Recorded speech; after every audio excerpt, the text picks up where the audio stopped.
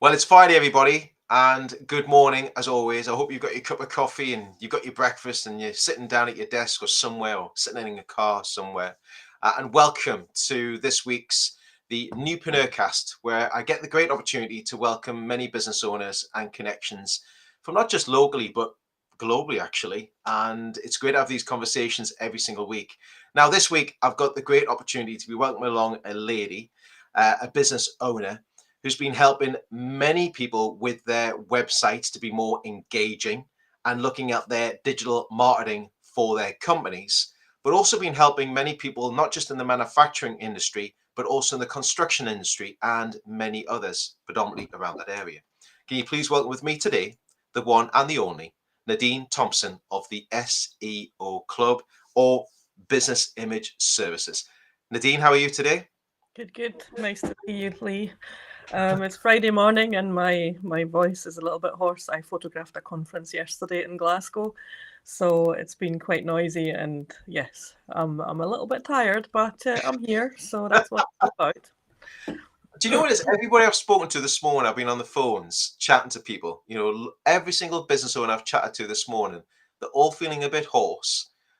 I think there's been a party going on last night that I wasn't aware of, and many of them are losing their voices. They've got colds and everything kicking in.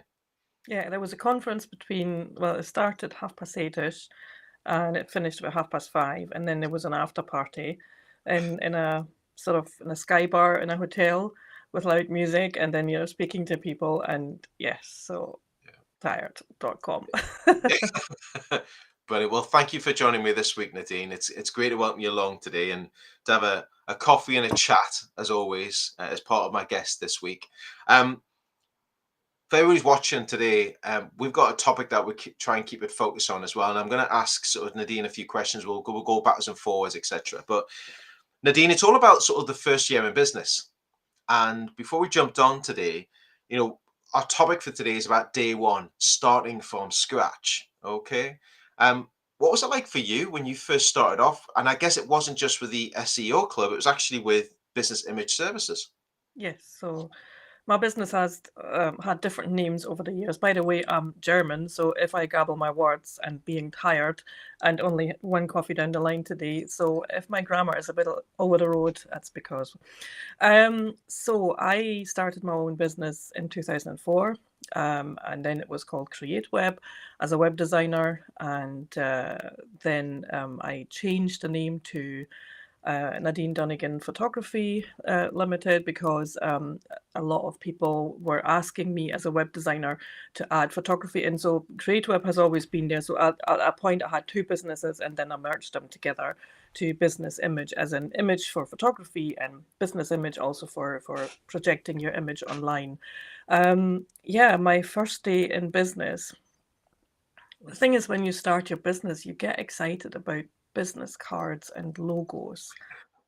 And that is so not important when you start out as a solopreneur. And a lot of people engage with designers and have a logo designed, and any designer is now going to scream at the screen and say, "Oh, you need a logo, you need branding." Yes, of course, but when you start your own business, you need to find yourself first, and you need to define yourself. And a logo on day one, and a logo is not what you need to open the doors. Draw something or use a free website like Smashing Logo and just get something. I've had probably about 15 different logos in the last 20 years. And I've had a redesign just about 3 years ago. And I only, so I spent thousands on branding, which I shouldn't have. You should spend money on branding and things like that when you have made some money, and not to start with. The investment in your business shouldn't be in branding and logo design. It should be in learning. Yeah. And I think network. that's a really good point, actually. I think so many people think they need all the material things when they're starting off. We need all the goodies, all the shiny objects to actually to get available, etc. as well. So it's from that perspective, it's a little bit harder. And I think as well, looking at the business cards, many people lose them quite regularly. That's in Just give there. me 1 second. Do not delete anything on there. I'll not format it. Okay. My Okay, husband's going okay. to All shoot an right, animal. everybody. It's what happens. It's what happens. Yeah, but I think that's such a good point. Is that it's literally you're getting out there as an individual. You know, Yeah, the yeah, material things can happen later on, and there's also an evolution or an evolvement or an adaptation that you'll have to your business over the years that come. yeah, yeah. And on day one, I mean, the thing that I did to start with, so I had a full-time job and I worked for a big software company, and I taught myself web design on the side, and I had been a web designer since I think 1999, playing with HTML, Dreamweaver, front page, all that stuff. It's like talking about negatives and film and all that kind of stuff. Um, so I did my 8-hour job, and then I came home, and then I built websites at night, and there became a point when I did nothing but work, and I had to make a choice: either give up the web design or give up my job and focus on that. And I think that if you're thinking, so there's a lot of people who start like as a startup, and they have got a big business plan, and they have got partners in place, and then you have got a vision. But a lot of people start as a lifestyle business, which is totally fine. That's what I did as well. And you want to create a business that generates enough income for your own life, without wanting to take over the world with whatever you do. Not everybody needs to have that, and I call this a lighthouse in the distance. And Mm. everybody has got a lighthouse that they focus on and that they want to achieve or want to head to, and everybody's point and destination is different. And for some it's taking over the world, and for some it's just being able to work 4 hours a week, 4 hours a day, and it's different for everybody, and everything is correct and everything is fine. So Mm. it's giving yourself permission to set yourself a goal, and that might be a life goal or a business goal, and it doesn't have to align with anybody else. And that brings me neatly to the thing: do not compare yourself. That's what I did. Really? Comparing, I looked at the competition, especially when I started my photography Mm. business, and I was so intimidated with other photographers' websites, other photographers' work. I had the whole confidence thing going on, and yeah, it's looking at the competition is the worst thing you can do, because now, especially when I build websites and in the SEO club, there's a lot of people in there who they have built their own website, and what they do is they copy all the mistakes from everybody else.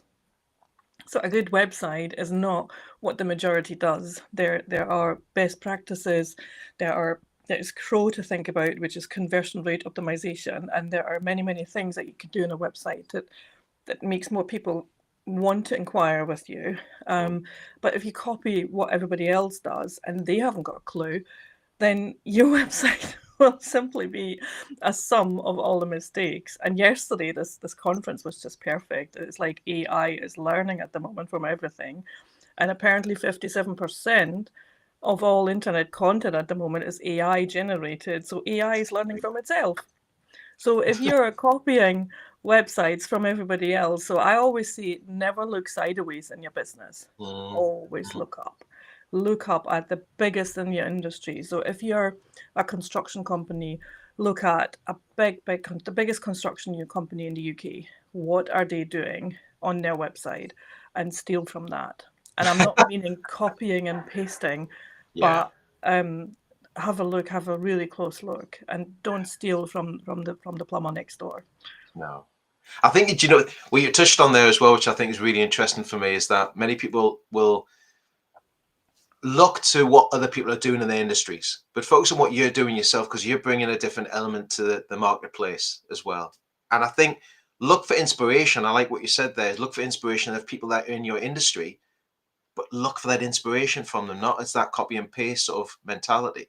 Mm. And also as well, I think striving for people that are leading as experts in your field, endeavor to be at the same level as them. And how will you get to that level? And I was always pushed on that when I started 8 years ago, is okay, you know, you start doing what you're doing. It happens not by accident, but you have a plan behind it. You start part-time, like you say, and then it comes into a full-time basis type thing, like a lifestyle business. You work it from there. Um, and I always look ahead of myself now of actual speakers in my industry who I would like to be like, Mm. and think, how did that speaker who talks on stage or talks online about his industry, how did he or she get to that stage? And how do I get to that stage? I think it's always chasing to be the best that you can be. The thing what you just touched on, the best that you can be, is the one thing that I didn't do for years is read. And reading books has started to propel me upwards, like, Mm, so quickly. But I didn't do it because I was just so stressed with everything that's going on. Like, and then I got married, and then all this kind of stuff happened. And with the business, I was just I was a busy fool as well. So pricing is quite mm, important. Never try to undercut.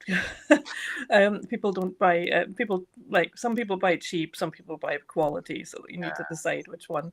Um, but reading books really, really made a huge difference. And if you're, like, my husband, for example, is not a reader, but whenever we drive somewhere, we listen to a book in the car, love and that. then we have really good conversations about that. And if you've never read a book since you left school, for example, which my husband is proudly to announce, um, he's yeah, we listen to books. Find a way to learn and learn what other people have experienced. And like this podcast, for example, Yeah.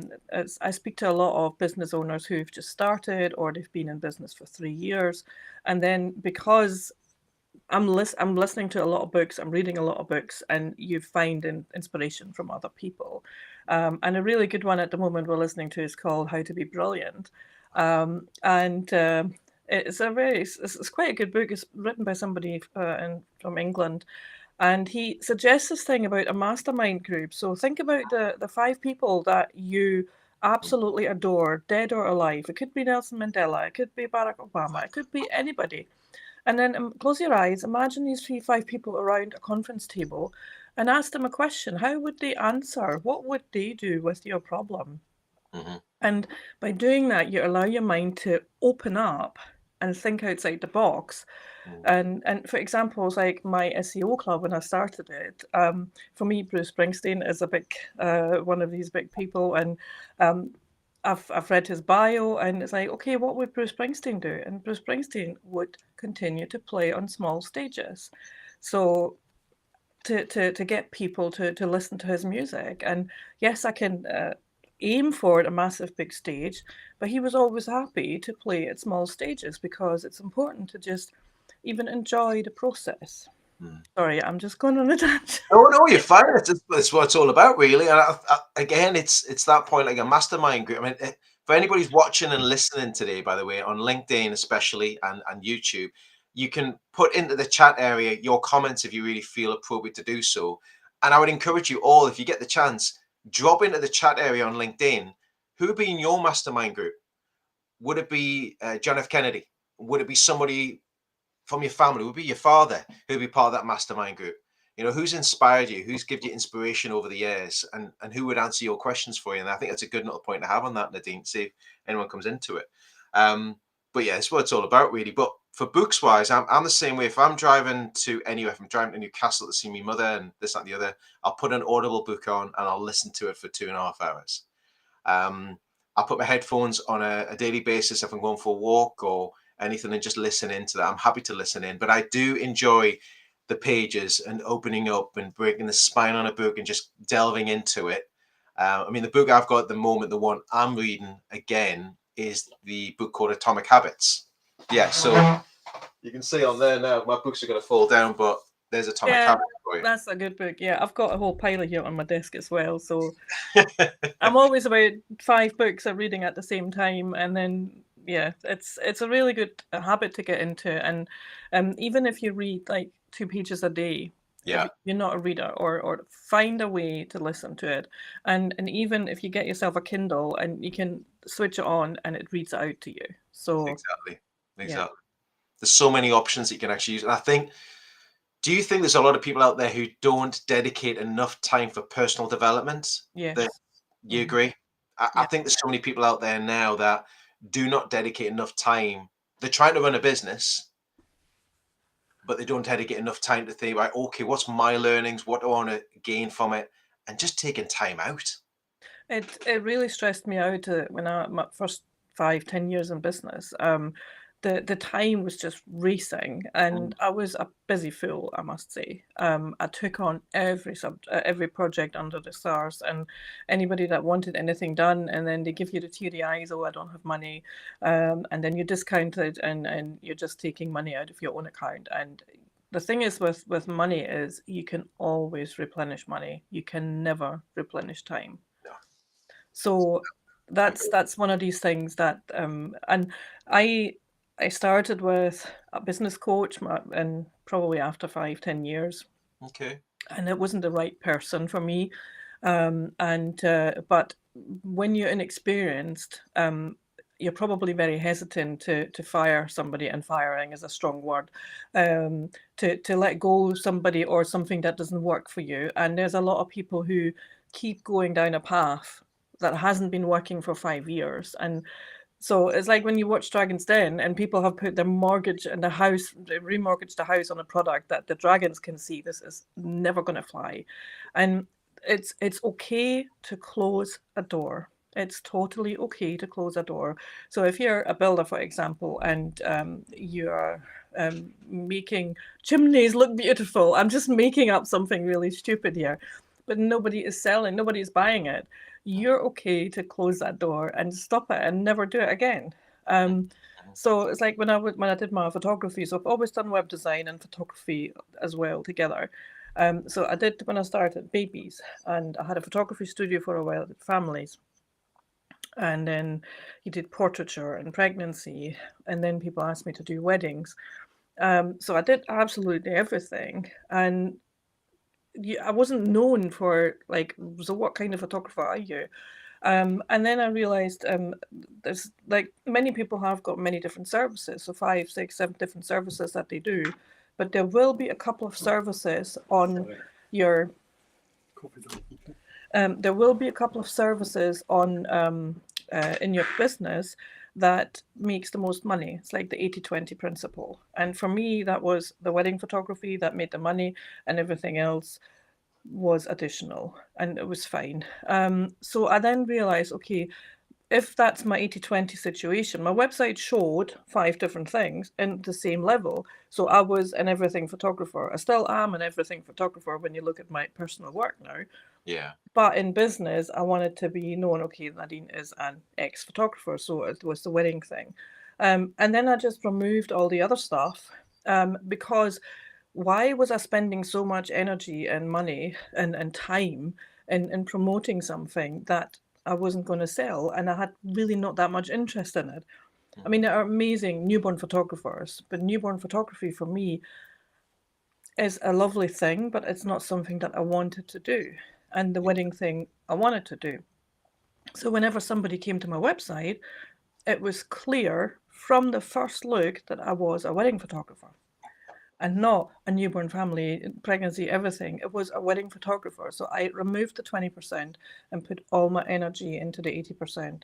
So let's just say you're a tradesperson that does house extensions and bathrooms and kitchens and loft conversions. And if the loft conversions is your moneymaker, make that the biggest thing on your website, so everybody knows you as the loft conversion company.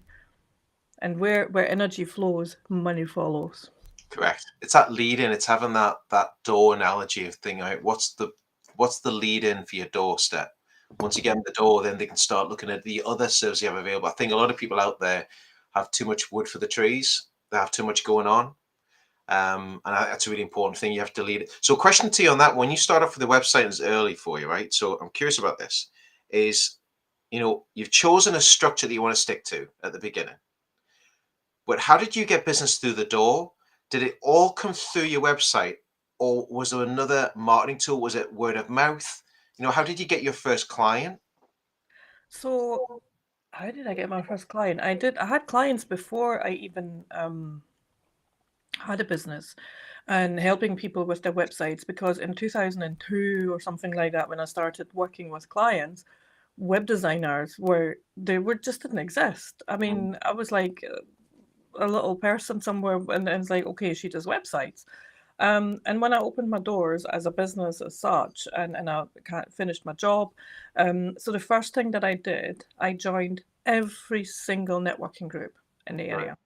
every single one. I did networking twice, 3 times a week. And did I enjoy it? No. Do I enjoy networking now? No. It's I can do it and I can be happy at it and I can enjoy the moment. But if you ask me, do you want to do weeding in the garden or go to networking meeting? Go weeding anytime. I'm an introvert and I've learned that about myself, and I've learned to be an extrovert when I need to be, but it tires me. Yeah. So and it's good to learn about yourself. But networking, even if you're an introvert and if you hate speaking to people, and hate is a strong word here, Mhm. you have to do it. You have to get out. If you are a local business, and if you are the main director of the company, and if you're at the moment still really involved in the everyday and doing the work, then get somebody to do it for you, Yeah. but also show your face as well.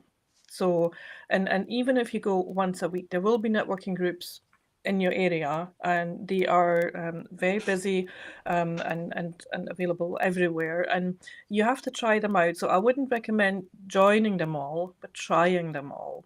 Correct. Because some of them, like BNI for me, didn't work because it was 6:30 in the morning, and I'm not a morning person. I cannot do 6:30. If you're a morning person and if you want to get your networking out of the way, then BNI, totally go for it. But yeah, and you have to find out, and what you learn in these networking meetings is to say what you do in a minute. You stand up, you say what you do, and then you sit back down. And yeah, Yeah. networking was a big thing, and I still have so many contacts after 21 years in business from my initial networking push. At the end of the day, Nadine, that's my area. Networking is my area. Business development, business relationships, and one of the biggest things that people have out there is they put too much on their plate. Yep. And I 100% agree with you that you have to try things out to start with. But the biggest thing that people do out there right now in business, if they're just starting off, they join everything. They don't just try it, they join everything. So they maybe join 3 to 4 networking organizations. And they're paying 3 to 4 subscriptions every single month. And then what happens is they're getting business starting to come in with them, because this is the other side of the coin that I'll share in a minute, is that they're starting to get business in. Now they've got to step away from the networks that they're part of, that they've been visible in with for the first 6 months. And they're just starting to be visible and traction, and then they turn the tap off on it completely. Whereas my advice to many is pick up maybe 1 to 2 that you can actually stick with and maintain and manage. And networking works if you work it. Yep. And for me, networking is about being visible, and it's part of your marketing structure. Some people might not like it, and I agree with you, Nadine, but there's many people out there who don't use it properly, Mm-hmm. and they don't use it as a marketing tool. And the thing is, with the introduction, you can learn a lot with many networking. I mean, I run my own Revitalized Business Club, and I have done for past 8 years now. Is that the biggest thing I encourage in the groups that I run within the RBC is that you have to educate your audience regularly and consistently. And I stress the word education.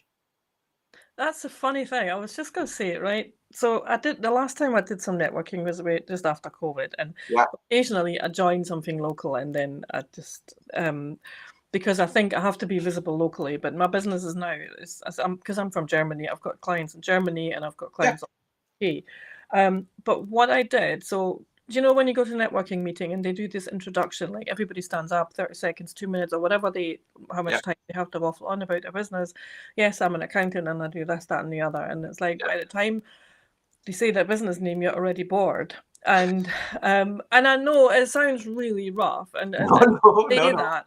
But the thing is, this is an opportunity to say something that makes you memorable. And for me, it says, "Hi, I'm Nadine. I'm a web designer. By the way, your navigation is pants on your website." And here's why. If your navigation says home, services, about, contact, that's wrong. Shouldn't say that. And then I tell them in 30 seconds what it should say. And every time I went to these networking meetings, I was the only one that people took notes of. That's another good point, and it's something I talk about quite regularly. And I think it's that everyone stresses so much over their 30 seconds, 1 minute, 2 minute introduction, we called it, which is what I call introduction. But I'm on a campaign now, right? And for me, is to educate everybody, stress that word education, tell people a story at the beginning and hook them into something that you're sharing about you. So for my advice to you on that one is bring that hook, that second part to the beginning, and make that first lasting impression with the room, because people think in general that they need to get business from the room that they're working in. And people step out of networking or business development events and conferences because they think it didn't work. I didn't get any business that day. Well, no, you won't. Yeah. But what you are doing is that if you educate people the right way and make that lasting first impression, it's when Nadine walks away to another meeting or having a one-to-one with somebody and it comes up in conversation and you go, oh, I heard from Lee. Actually, Lee's a good fit for you. Mm-hmm. Networking happens in the follow-up and after the event and after the introduction. So it's a bit like, setting out your stall in the right way, but the introduction should be really important because it should be the lasting impression that's a ricochet effect to people outside your peripheral network. It's the people that Nadine knows that makes a cause and effect to you. I call it iceberg networking. Networking is what you see is the iceberg, but who you're networking to is what's under the water. Yeah, no, I totally agree with that. Totally agree with that. So, And I think there's a lot more people out there that need to be looking at that a different way. But doing that 1 minute introduction, that pitch of your business, I call it the intro. I don't call it the pitch. The introduction is you're all about educating regularly and consistently those connections that you're making, and it's the consistency word that you have to have with it. mm-hmm. If you're part of something out there, you have to stick with it. Yep. If you're not getting stuff from it, it's because I'll put cards on the table here, Nadine. It's because you're not working it properly and you're not being visible enough in it. Business happens when you educate and being visible to the audience a lot better. But Yep. Yep. what would I know? I've done it for long enough. I think it's one part of that anyway. So when you began as well, coming back to where you were with your business in your first sort of years as well, do you feel you've got a solid foundation now with the SEO club and also with the sort of business image services? Do you feel you've got a really good foundation with the two of them? So the SEO club is something that I didn't set out to necessarily be the big thing in the universe. So for me, I realized SEO club was born out of COVID, and in COVID we all did online networking, and because we didn't see anybody, and I actually did online networking mostly in women groups. And as soon as they realized I was a web designer and did SEO, I was just bombarded with questions. And I think because they were asking me these questions because they felt like that I could explain things in very simple and straight terms that they could understand. And because if somebody who makes wedding cakes, for example, wants to learn about SEO and you instantly start talking about domain authority and 301 redirects, it's like, I have no idea what you're talking about. But I'm just making it. I'm giving people a foundation. So, and then I thought, okay, here's an opportunity to do an online course, and that's not something that I planned to do. It's something that I stumbled into, and so I then recorded the course. So I had my foundation members, and every week they got a new course, but I was recording that week the course that they received the next week. So I didn't preload the whole course for a year and everything, and then I invited them in. I worked along with them, and what they wanted and what they were asking for. And I've restructured it about 3 times to make it much more close and what have you. Foundation wise, business image, I think I muddled along for way too long. I didn't ask people for advice. And I've got a business coach now, which I've had for, God knows, 6, 7 years, and he's very, very good. He introduced me to something called the default diary. And so default diary is basically all you need is an A4 sheet of paper.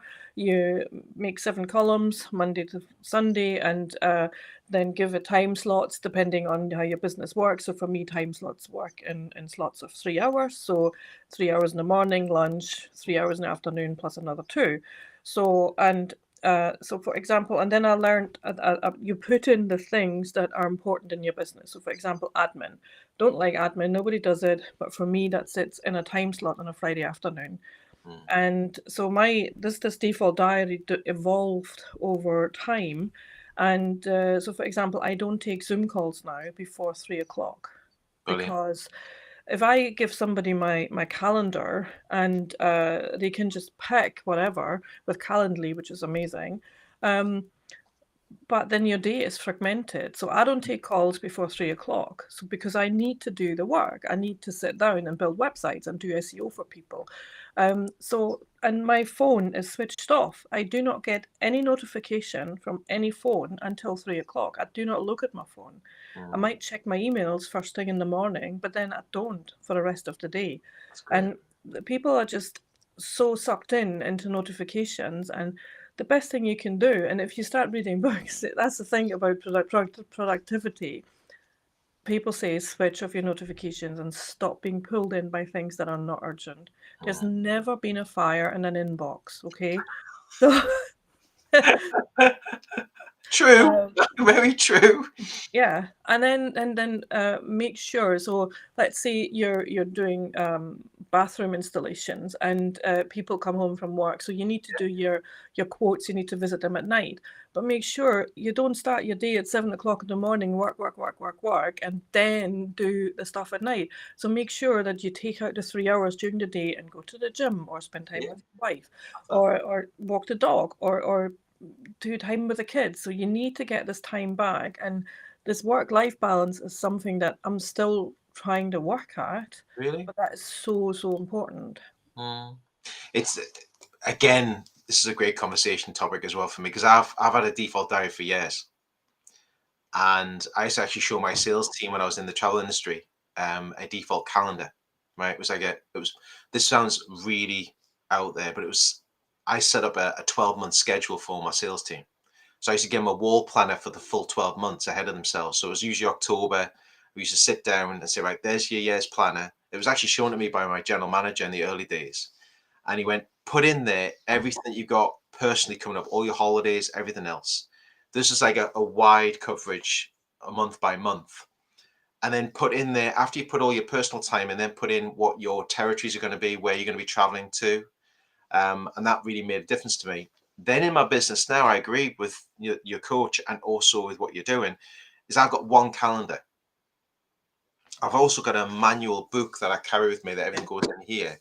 And I Same. write everything out in the front of it of the whole year. I map out the whole year. And by October this year, there you go. See, nothing harm with a manual diary, by the way. My main diary, though, it's on my phone or my laptop, is my default, and I'll plug in time out, not working certain days. I'll take one day out through the week, and that's just for me and the family. And then I'll also put time in the afternoon that I'll have no meetings at a certain time. I put in all my personal stuff, the holidays and everything else in there, and I stick to it. And it's, I have certain meeting schedules as well, Nadine, that from a Tuesday, Wednesday, and Friday, I'll have sort of a 3:30 and a 4:30 one-to-one meeting with me, half-hour spots, which I hook up to Calendly. So if someone went in to look at it, if it's not available, it's been took out by somebody who's I put something else in it, knocks it out automatically on there.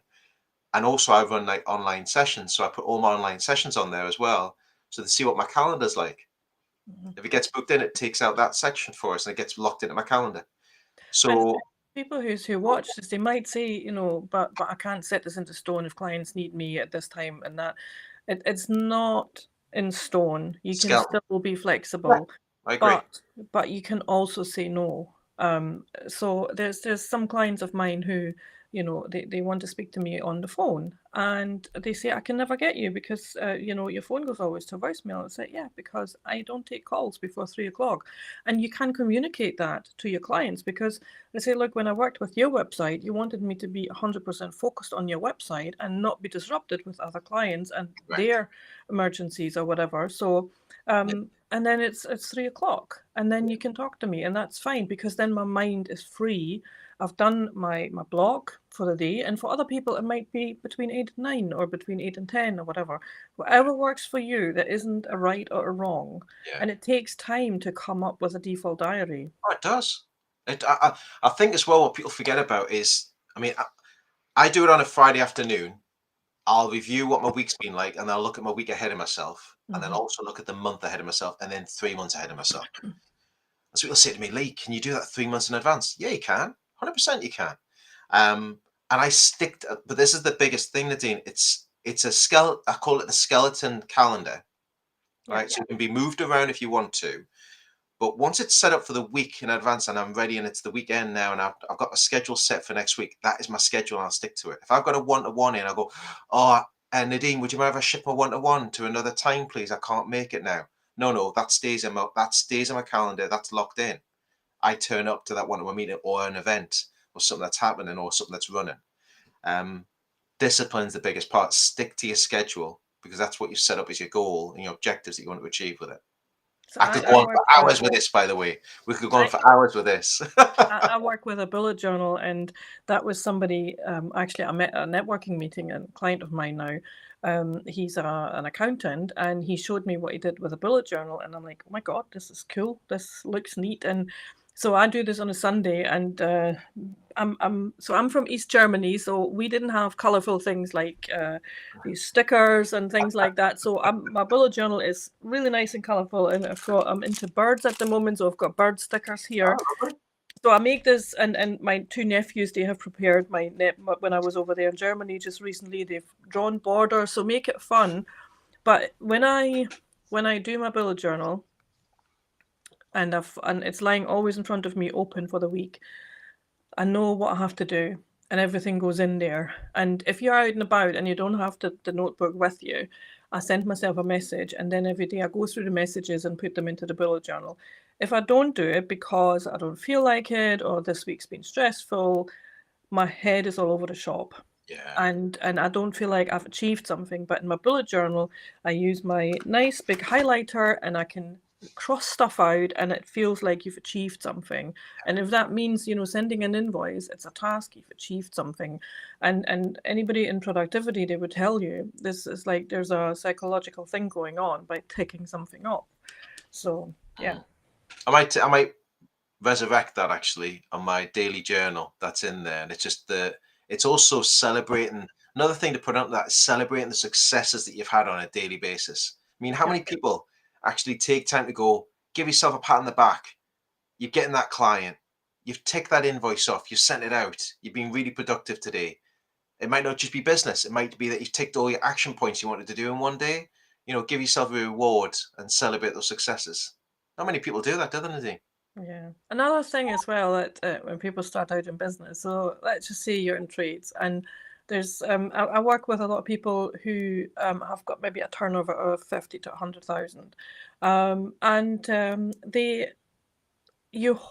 I held myself back from growing in my business by not going VAT registered. Now, for some reason, is this myth in the business ether for solopreneurs that you don't want to get VAT registered because it's a headache. Now, anything in my business that is a headache, I outsource. Because if it's a headache, you're not going to do it, and you're not going to do it well. So find somebody that does it for you. And so the VAT thing for me is something I always say to people, oh, I just want to be a pound under the VAT threshold because I want that headache. But I have never spoken to my accountant why it would be a headache and what the headache would be. Now, I'm VAT registered now, and the only headache is when I have to transfer the VAT into the HMRC. And seeing thousands of pounds, like, what? But it is what it is. And the VAT threshold held me back from growing my business. Don't make that your problem. Do not make the VAT threshold a threshold that holds you back. The VAT is not a problem. Yeah. That's a good point. Embrace the things that you think are going to give you a headache, and just really put it out to other people who can actually take care of it for you, who are expertised in doing that. And if it's a headache, get other people in for the third party that can actually help you fix it. Yeah. Make it easier for you. Exactly. Yeah. Brilliant. Nadine, it's been great catching up with you today. Thank you so much for joining me. And we've had a visitor today as well, popping in now and again. Yeah. Yes, my husband. Yeah, it's we actually we were in A&E last night because his blood pressure went through the roof. Oh, That no. on top of my 12-hour shift, I came home and I had to go to A&E, and it's like, yeah. So, but he's fine. He's been to the doctors this morning, so it's yeah. No, So I think good. he's still a bit on edge with things, but yeah. Yeah, brilliant. Well, Nadine, thank you so much for joining me this week. I really appreciate you being a guest of mine as well. And thank you to everybody who's been watching and listening today. What I would recommend to all of you who've watched and listened to this episode this week is please reach out to Nadine and make sure you hook into our Instagram page on @the.seo.club and really start connecting and following Nadine online. She's got some great things happening within the Instagram field and also further on from there as well. And check out the website as well. Nadine, thanks again. And I hope you have a cracking rest of the week ahead. So the SEO Club Instagram page, if you see a lot of cats, that's me because I'm a cat addict. I only have one, and I'm building another one. It's just called about straight talking websites. Yeah, but that's the one for now. Brilliant. So Absolutely lovely super. to see you, Lee. Cheers. No, you too. Thank you so much. Thanks everybody for watching and for listening today. And don't forget to subscribe to the Lee Foster website at Lee Foster Official, and that'll keep you in touch and up to date and notified when we're doing the weekly chats. We've got many more Newpreneur casts coming up over the coming weeks. I've got some great guests coming to join me, sharing some great insights and some great knowledge about their business and also their challenges, their successes in their first year of business, what they've put in place and how they've really traveled to where they are right now as well. So thank you for watching. Thank you for listening. Thank you for subscribing. And we'll see you all again very soon. And as always, everybody, do not forget, keep connecting. We'll see you.